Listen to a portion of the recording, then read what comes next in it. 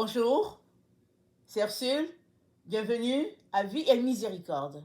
Alors, on est le 10 octobre 2025 et je viens parler aujourd'hui du royaume de Dieu pour les enfants. Amen. Le royaume de Dieu est pour les enfants. Dans Luc 18, au verset 15, c'est dit, on lui amena aussi des petits-enfants afin qu'il les touchât. Mais les disciples, voyant cela, reprenaient ceux qui les amenaient. Et Jésus les appela et dit, laissez venir à moi les petits-enfants et ne les empêchez pas, car le royaume de Dieu est pour ceux qui leur ressemblent. Je vous le dis en vérité, quiconque ne recevra pas le royaume de Dieu comme un petit enfant n'y entrera point. Amen. Le royaume de Dieu, c'est pour les enfants. Amen. Alors, il n'y a aucun enfant qui rejette, n'est-ce pas, Jésus. Quand on lui raconte l'histoire de Jésus, les enfants, ils embarquent tout de suite. Tout de suite. Pourquoi? Parce que l'enfant n'a pas de difficulté à croire. C'est ça que le Seigneur aimerait pour nous les adultes. Il aimerait qu'on enlève le doute. Un enfant, tu lui racontes une histoire, il la croit. Voilà pourquoi il est important de ne pas mentir à un enfant. Parce que tout ce que tu vas lui dire, il va prendre ça pour vrai. Il va le garder dans son cœur. Il va grandir avec. C'est la raison pour laquelle Dieu a dit que ce livre de la loi ne s'éloigne point de tes yeux. Apprends pour toi-même, enseigne-le aussi à tes enfants. Écris-les, n'est-ce pas, sur les murs. C'est-à-dire, bombarde tes enfants avec la parole de Dieu quand ils sont petits. Quand ils seront grands, ils ne s'en détourneront pas. Alors on peut s'arrêter pour dire, Seigneur, comment est-ce possible? On connaît les enfants, n'est-ce pas, qui ont grandi dans l'église et puis qui sont dehors, qui font autre chose. Le Seigneur te dit que c'est sa parole à lui. Il a dit, enseigne l'enfant dans la voie qu'il doit suivre. Et quand il sera grand, il ne s'en détournera pas. Est-ce que tu as enseigné ton enfant? Oui? Alors, continue de prier. Amen. Parce que l'ennemi vient toujours gruger où c'est bon. Là où c'est pas bon, l'ennemi n'est pas là. Il vient pas parce que c'est déjà gâté. Il ne veut pas. Mais là où Dieu est, l'ennemi vient aussi parce qu'il sait que là-bas c'est bon. Voilà pourquoi les enfants, n'est-ce pas, tout jeunes, sont persécutés et nous voyons tout ce qui se passe sur la terre, n'est-ce pas, concernant les enfants. Et le Seigneur nous dit, le royaume de Dieu est pour les enfants. Est-ce que ça veut dire que nous les adultes, on n'a pas part au royaume de Dieu? Pas du tout. Le Seigneur est en train de nous dire qu'il aimerait que notre cœur devienne comme un cœur d'enfant. Et c'est là où c'est difficile. Et c'est là où les choses se compliquent. Parce que on a été enfant. On a vu comment les enfants sont méprisés dans toutes les sociétés. Maintenant qu'on est adulte, on n'aimerait pas retourner au stade d'enfant. Parce qu'on est adulte. Et même si vous écoutez les jeunes, souvent ils vont dire, mais quand est-ce que j'aurai 18 ans? Parce qu'on leur a mis dans la tête que, avec la limite d'âge, ils peuvent faire tout ce qu'ils veulent. Mais au fait, ce que le Seigneur pointe, n'est-ce pas, c'est le fait de devenir dépendant de Dieu, dépendant de sa parole, obéissant, n'est-ce pas, à ses directives. Ça, un enfant le fait vis-à-vis de ses parents.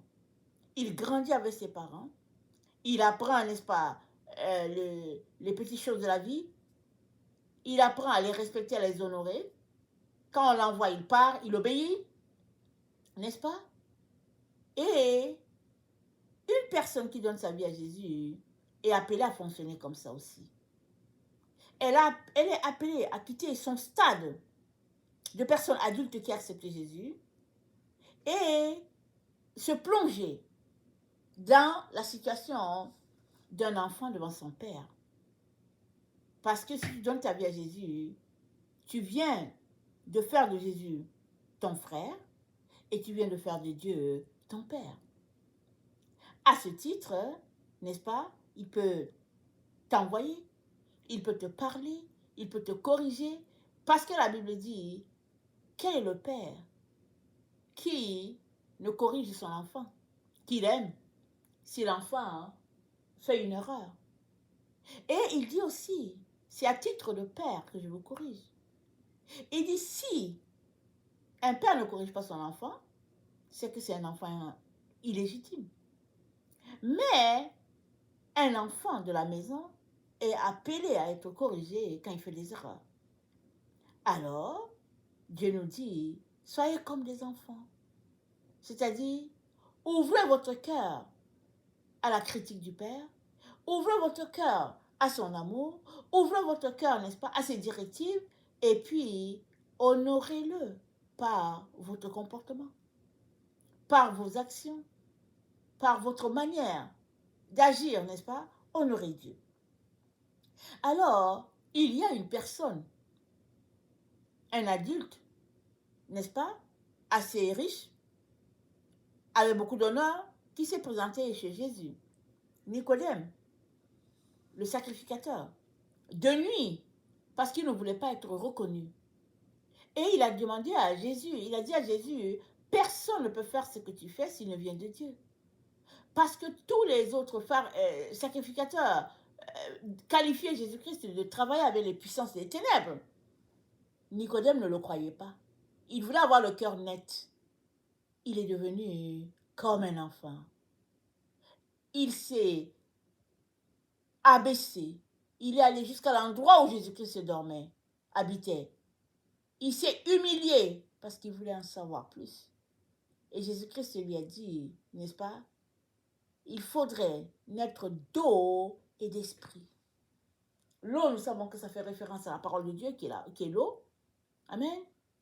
Et c'est en lisant la parole de Dieu, n'est-ce pas, qu'on acquiert toutes les paroles qu'il a pour nous, lesquelles vont nous transformer. Amen. Maintenant, adorer Dieu en esprit, c'est y être engagé dans tout notre être. Amen. Et Dieu dit à Nicodème, n'est-ce pas? Il faudrait que tu rentres dans le ventre de ta mère. Nicodème lui dit, il faudrait que tu naisses de nouveau. Amen. Jésus-Christ lui dit, excusez-moi. Jésus-Christ lui dit, il faudrait que tu naisses de nouveau. Nicodème dit, mais est-ce qu'il faudrait que j'entre dans le ventre de ma mère? Donc, excusez-moi, n'est-ce pas? Je ne veux pas renverser les choses. Nicodème lui dit, mais est-ce que tu veux que je rentre dans le ventre de ma mère? Jésus-Christ dit, il faudrait naître d'eau et d'esprit. Il faudrait naître de la parole de Dieu, l'eau, c'est ça. Et puis, il faudrait naître d'esprit, c'est-à-dire que ton esprit soit complètement acquis à la cause de Dieu. De telle sorte qu'il n'y ait rien en toi, n'est-ce pas, qui rejette Dieu. Parce que ton esprit, n'est-ce pas, c'est le centre, n'est-ce pas, des différentes commandes. Amen. Que Dieu te donne. Alors, quand ton esprit est engagé dans quelque chose, ça veut dire que tout ton être est engagé dans ça. Alors, Jésus-Christ dit à Nicodème, sois engagé dans ta marche avec Dieu. Esprit, corps, âme, n'est-ce pas? Et sois renouvelé, n'est-ce pas, par la parole. Parce que les pharisiens, les leaders religieux, ils expliquaient la parole de la manière qu'ils l'expliquaient depuis longtemps sous, n'est-ce pas, le couvert de la loi de Moïse. Si bien qu'il n'y avait rien qui passait. Dès que quelque chose n'était pas sous le couvert de Moïse, alors c'était rejeté. Et Jésus-Christ dit à Nicodème, il faudrait, n'est-ce pas, naître de nouveau. C'est-à-dire, il faudrait désormais lire la parole, communier avec Dieu sous une bannière nouvelle. C'est ça qu'il a dit, il faut naître d'eau, parce que l'eau, c'est la parole de Dieu.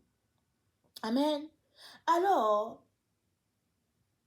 devenir comme les enfants, c'est accepter de s'humilier, d'adultes que nous sommes.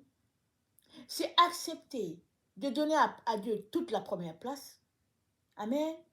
Et puis, c'est accepter de changer ce qui a changé. Et c'est de continuer de croire.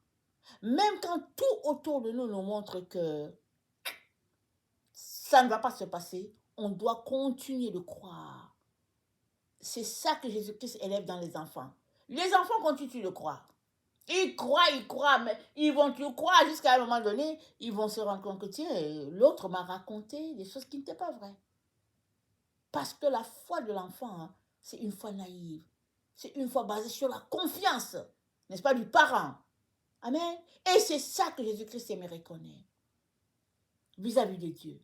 Une foi, n'est-ce pas, confiante. Une foi qui s'abandonne. Une foi qui croit tout, qui espère tout, qui supporte tout. Voilà, n'est-ce pas, ce que Jésus-Christ aimerait pour chacun d'entre nous dans notre relation avec Dieu. Amen. Alors, le royaume de Dieu, c'est pour les enfants. Alors, tu comprends que il faudrait que tu fasses tout pour être l'enfant de ton Père. Amen. Enlève tes sabots d'adulte. Enlève tes sabots, n'est-ce pas, de la personne qui connaît tout. Non. Quand tu viens devant Dieu, viens dépouiller. Viens devant lui, n'est-ce pas, sans rien. Viens devant lui comme quelqu'un qui n'a rien, qui ne connaît rien. Et laisse-le t'enseigner. Laisse-le te conduire vers les sources d'eau. Laisse-le se révéler à toi, n'est-ce pas? Amen. Et quand tu sortiras de là, tu voudras encore revenir. Et puis même, pendant que tu es là, tu ne veux pas quitter. Mais il faudrait que tu quittes pour aller faire les autres choses. Amen. Voilà ce que Dieu a pour nous. Alors, ne nous lassons pas de tout faire pour être comme les enfants. Si aujourd'hui on tombe, n'est-ce pas, devant Dieu, parce qu'on a manqué d'être enfant, relevons-nous, n'est-ce pas, travaillons à notre relation avec le Père de manière à être des enfants pour lui, des fils et des filles. Amen. Parce qu'un enfant, il ne vient pas devant son Père avec les gros sabots. Il ne lui parle pas de son piédestal. Non, non, non. Un enfant parle à ses parents avec respect, avec tranquillité, avec honneur, n'est-ce pas? Et là, le Père va continuer de nous confier, n'est-ce pas, tout ce qu'il a mis en réserve pour nous. Amen. Que le Seigneur bénisse sa parole et que, n'est-ce pas, nous puissions avancer dans la connaissance de sa parole. Si tu es quelqu'un qui aimerait donner ta vie à Jésus, voici l'occasion, n'est-ce pas? J'aimerais t'inviter à prier après moi et le Seigneur va tout simplement, n'est-ce pas, t'aider à grandir. Amen. Seigneur Jésus, merci de me révéler que j'ai besoin de devenir un enfant devant ta face. Pardonne-moi chaque fois que je suis venu en tant qu'adulte et aide-moi, Seigneur, à devenir un véritable enfant devant toi. Et merci pour la croix. Merci pour le prix que tu as payé pour que je sois appelé enfant de Dieu. Merci pour le Saint-Esprit qui est là pour m'enseigner dans la vérité. Merci de me transformer à ton image. Amen et Amen. Amen. Alors si tu as fait cette prière, tu es un enfant de Dieu. Dieu va t'aider, il va te fortifier, il va te conduire, n'est-ce pas, à grandir, à t'émanciper de jour en jour. Que le Seigneur bénisse sa parole et que sa joie soit notre force. Amen. Alléluia. Et Amen. Amen.